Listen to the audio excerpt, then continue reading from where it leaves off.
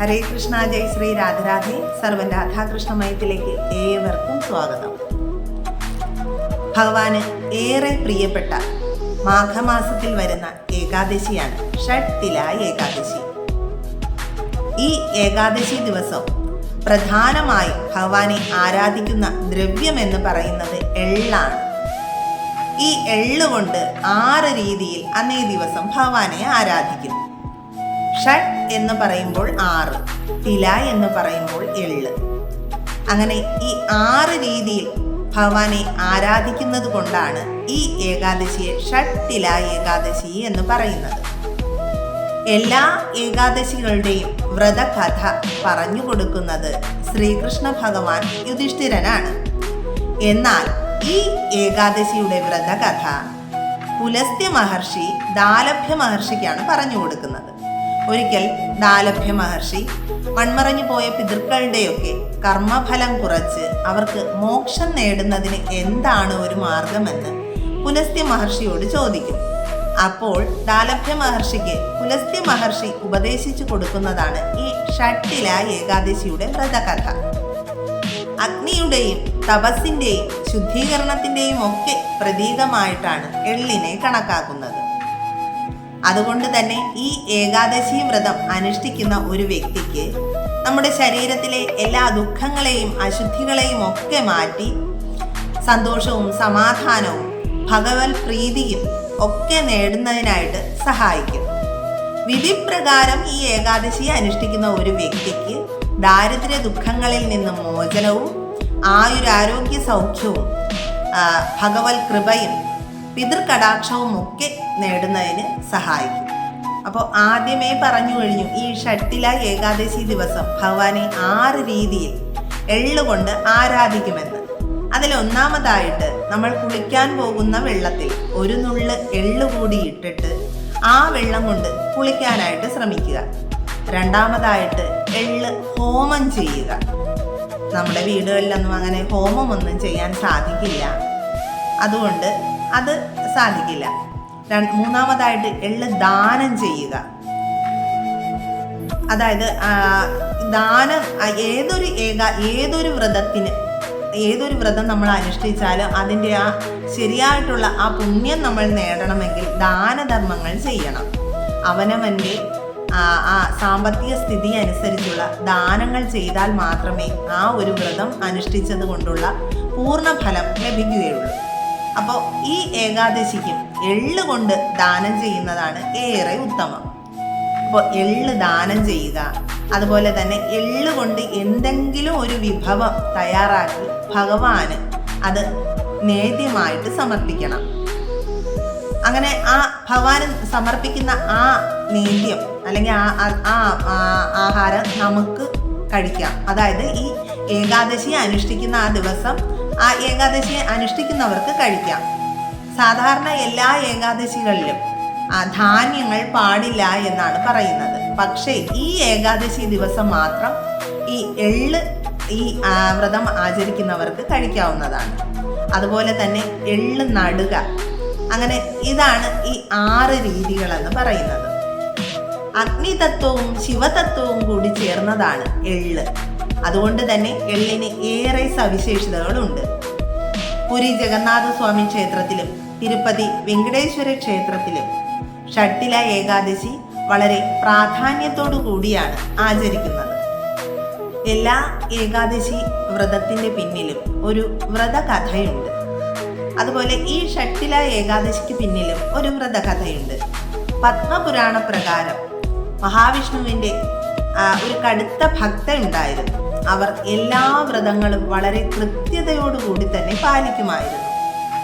പക്ഷേ അവർക്കൊരു കുഴപ്പമുണ്ടായിരുന്നു. അവർ ആർക്കും ഒരു ദാനവും ചെയ്യില്ലായിരുന്നു.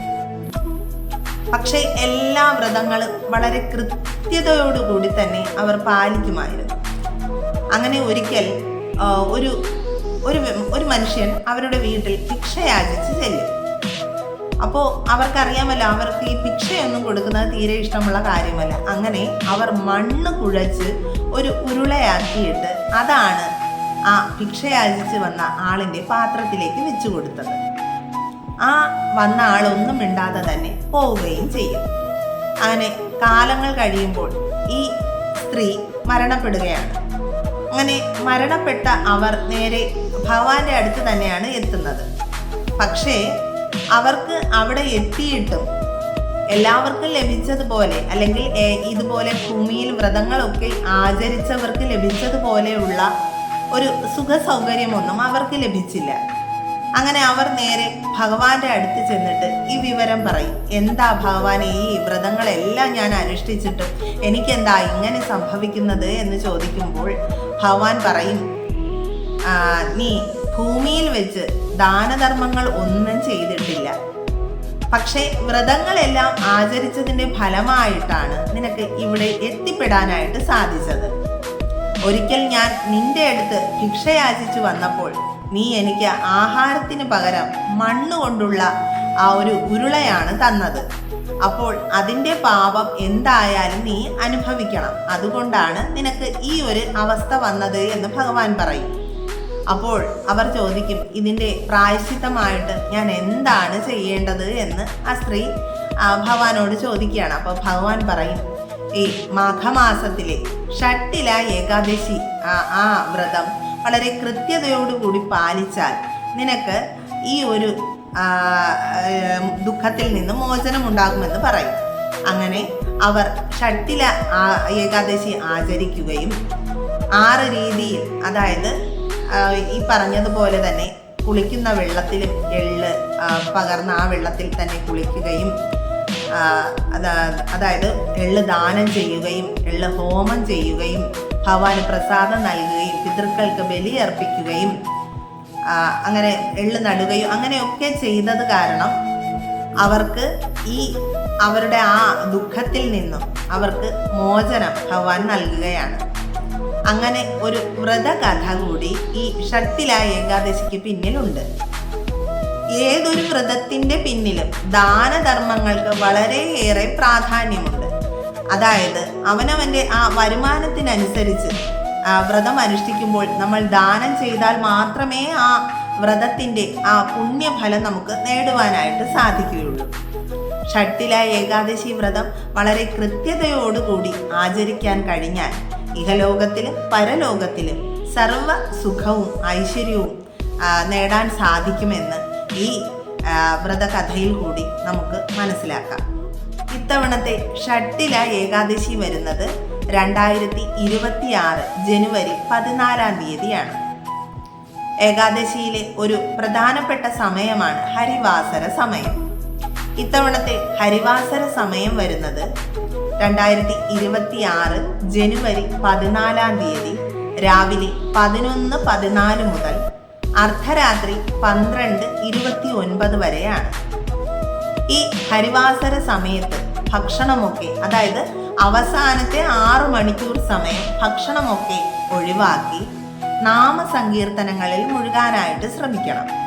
അതായത് ഭഗവത്ഗീത, നാരായണീയം, ഭാഗവതം തുടങ്ങിയ ഗ്രന്ഥങ്ങളൊക്കെ വായിക്കുന്നത് ഏറെ ശ്രേഷ്ഠമാണ്. കാരണം ഈ സമയം, അതായത് ഈ ഹരിവാസര സമയത്ത് ഭഗവാൻ ലക്ഷ്മി ദേവിയോടൊപ്പം ഭൂമിയിൽ ഉണ്ടാകും എന്നാണ് വിശ്വാസം. അതുകൊണ്ട് തന്നെ നമ്മുടെ വായൊക്കെ ശുദ്ധിയാക്കി വച്ച് നാമജപം അതിൽ മുഴുകാനായിട്ട് ശ്രദ്ധിക്കണം. ഏകാദശി വ്രതത്തിലെ ഏറ്റവും പ്രധാനപ്പെട്ട സമയം എന്ന് പറയുന്നത് പാരണ വീടേണ്ടുന്ന സമയമാണ്. അതായത് വ്രതം അവസാനിപ്പിക്കുന്ന ആ സമയം.